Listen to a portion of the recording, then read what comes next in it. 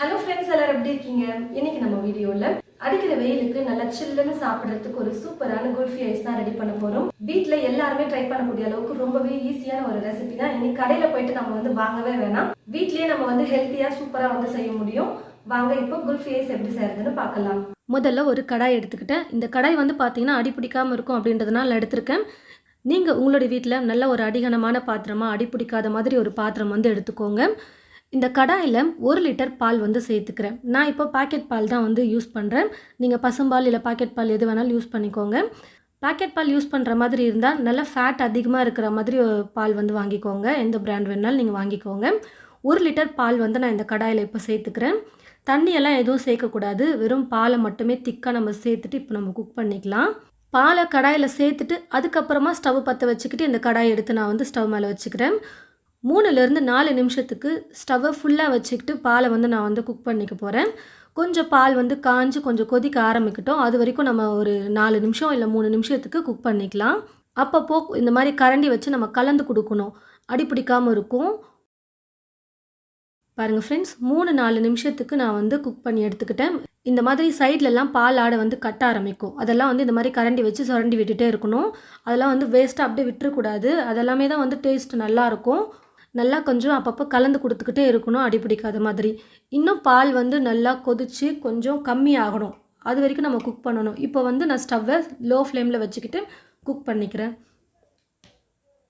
இன்னொரு பக்கம் ஒரு மிக்ஸி ஜார் எடுத்துக்கிட்டு இந்த மிக்ஸி ஜாரில் 10 பாதாம் சேர்த்துக்கிறேன், 10 முழு முந்திரி சேர்த்துக்கிறேன். இது கூடவே பிஸ்தா வேணும்னாலும் நீங்கள் சேர்த்துக்கலாம். ஒரு 5லேருந்து 10 பிஸ்தா கூட சேர்த்துக்கலாம். நான் வெறும் பாதாம் முந்திரி மட்டும் சேர்த்துருக்கேன். கொஞ்சம் கொரகொரப்பாக இருக்கிற மாதிரி மிக்சியில் இது போல் அரைச்சி எடுத்துக்கணும். ரொம்ப நைஸாக பவுடராக இருக்கக்கூடாது. கொஞ்சம் இந்த மாதிரி கொரகொரப்பாக இருக்கிற மாதிரி அரைச்சிக்கிட்டால் கரெக்டாக இருக்கும்.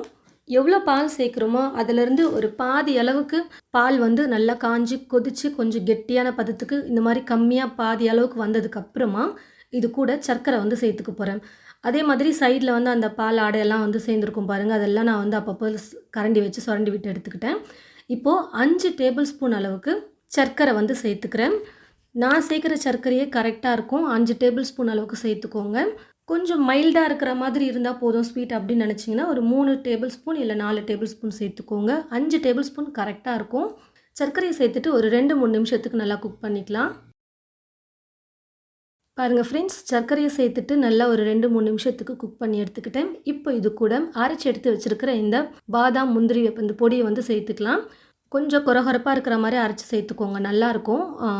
குல்ஃபி சாப்பிடும் போது அந்த பாதாம் முந்திரியும் கடிப்படும் போது நல்லாயிருக்கும் சாப்பிட்றதுக்கு.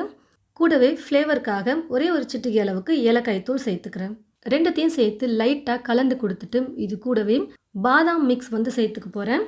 பாதாம் பவுட்ரு பார்த்திங்கன்னா நமக்கு கடையிலேயே பாதாம் மிக்ஸ் ரெடிமேடாக கிடைக்கும். அதை வாங்கி கூட நீங்கள் யூஸ் பண்ணிக்கலாம். அப்படி இல்லைனா வீட்டிலேயே எப்படி நம்ம பாதாம் மிக்ஸ் ரெடி பண்ணுறதுன்னு சொல்லிட்டு நான் ஏற்கனவே வீடியோ போட்டிருக்கேன். அந்த வீடியோட லிங்க்கையும் நான் உங்களுக்கு டிஸ்கிரிப்ஷன் பாக்ஸில் கொடுக்குறேன், கண்டிப்பாக போய் பாருங்கள். நம்ம வீட்டிலே கூட ரெடி பண்ணி வச்சுக்கலாம்.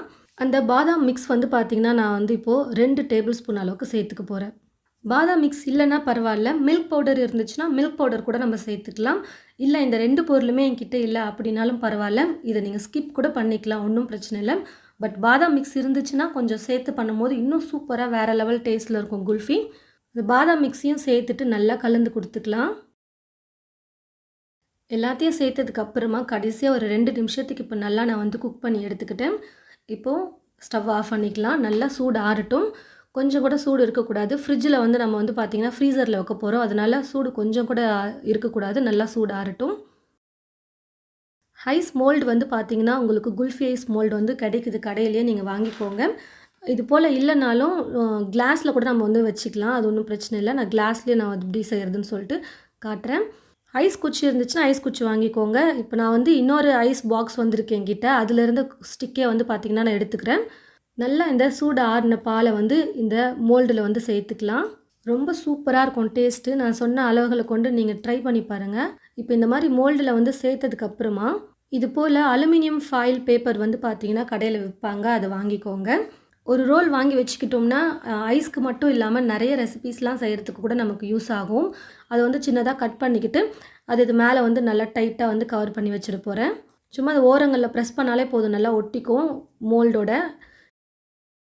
நடுவில் சின்னதாக வந்து கத்தியில் ஒரு ஹோல்ஸ் போட்டுட்டு அதில் வந்து இந்த ஸ்டிக்கை வந்து வச்சுக்க போகிறேன். நீங்கள் ஐஸ் குச்சி இருந்ததுன்னா, பாப்சிக்கல் ஸ்டிக் இருந்ததுன்னா அது கூட நீங்கள் வச்சுக்கலாம். அதுவும் இல்லை அப்படின்னா ஸ்பூனை கூட நீங்கள் திருப்பி வச்சுட்டு, அதாவது நம்ம கை பிடிக்கிற பக்கத்து ஸ்பூன் வந்து உள்ளே வச்சுட்டு நீங்கள் வந்து வச்சுக்கலாம். அதையும் வந்து நம்ம குச்சி வந்து பிடிக்கிறதுக்கு யூஸ் பண்ணிக்கலாம். அதுவும் ஒரு நல்ல ஐடியா தான், நீங்கள் ட்ரை பண்ணி பார்க்கலாம். இது போல் கிளாஸ்லேயும் நீங்கள் வந்து ஊற்றி வச்சுக்கலாம்.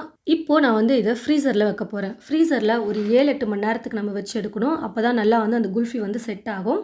ஃப்ரீசரில் ஒரு 7-8 மணி நேரத்துக்கு வச்சு எடுத்துக்கிறேன். பாருங்கள் ஃப்ரெண்ட்ஸ், 7-8 மணி நேரத்துக்கு நல்லா ஃப்ரீசரில் வச்சு எடுத்துட்டேன். குல்ஃபி வந்து ரெடி ஆகிடுச்சு. இப்போ நம்ம இந்த மோல்டுலேருந்து எடுத்துடலாம். ஒரு கிளாஸில் தண்ணி எடுத்துக்கிட்டு இந்த மோல்டை வந்து லைட்டாக ஒரு 5-10 செகண்ட் வச்சு எடுத்தோம்னா போதும். நல்லா ஈஸியாக மோல்டுலேருந்து வந்து குல்ஃபி எடுக்க முடியும். மேலே இருக்கிற அந்த அலுமினியம் ஃபாயில் பேப்பர் எடுத்துகிட்டு இப்படி லைட்டாக நம்ம கொஞ்சம் அசைச்சு கொடுத்தோம்னா ரொம்ப சூப்பராக அழகாக வந்து குல்ஃபி வந்துடும். அந்த நட்ஸ்லாம் கொஞ்சம் கொரகொரப்பாக அரைச்சி சேர்த்ததில் வந்து பார்த்திங்கன்னா அது ரொம்ப அழகாக இருக்கும் பார்க்குறதுக்கே. சாப்பிட இன்னும் வேறு லெவல் டேஸ்ட்டில் இருக்கும். கண்டிப்பாக நான் சொன்ன மாதிரி ட்ரை பண்ணி பாருங்கள். குல்ஃபி எப்படி இருக்குது?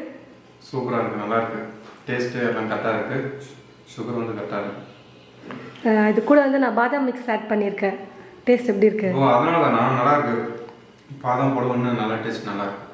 அரைச்சும் சேர்த்துருக்கேன். பாதாம் பொடி பொடியாக அந்த மேலே இருக்கு. பாதாம் அப்புறம் முந்திரி பொடி பொடியாக போட்டிருக்கேன் பார்த்தீங்களா, அது கொஞ்சம் நல்லா கடி போடும் சாப்பிடுன்னு. அப்புறம் பாதாம் மிக்ஸ் வந்து ஃப்ளேவருக்காக அதையும் நான் வந்து நம்ம சேனல்லையும் ஆல்ரெடி போட்டிருக்கோம் அந்த பாதாம் பவுடர் எப்படி ரெடி பண்ணுறது அப்படின்னும். ஆமாம், இன்னும் ஒன்று இருக்குது. கேக் கேட்டுகிட்டே இருக்காரு. கேக் தான். கேக் வந்து நான் பிரியாவோட வீடியோஸ்லாம் பார்க்கும்போது நிறைய கேக் செஞ்சு போட்டிருக்கு. ஸோ அதெல்லாம் பார்க்கும்போது எனக்கு சாப்பிடணும்னு தோணும். ஸோ சொல்லியிருக்கேன் கேக் செஞ்சு கொடுக்கணும்னு சொல்லியிருக்கேன். டைமே இல்லை, செஞ்சு கொடுக்குறேன். ஊருக்கெலாம் போயிட்டு வந்து செஞ்சு தரேன். டேஸ்ட்டு செம்மையாக இருக்குது. நீங்களும் ட்ரை பண்ணி பாருங்கள், சூப்பராக வரும். Okay, thank you.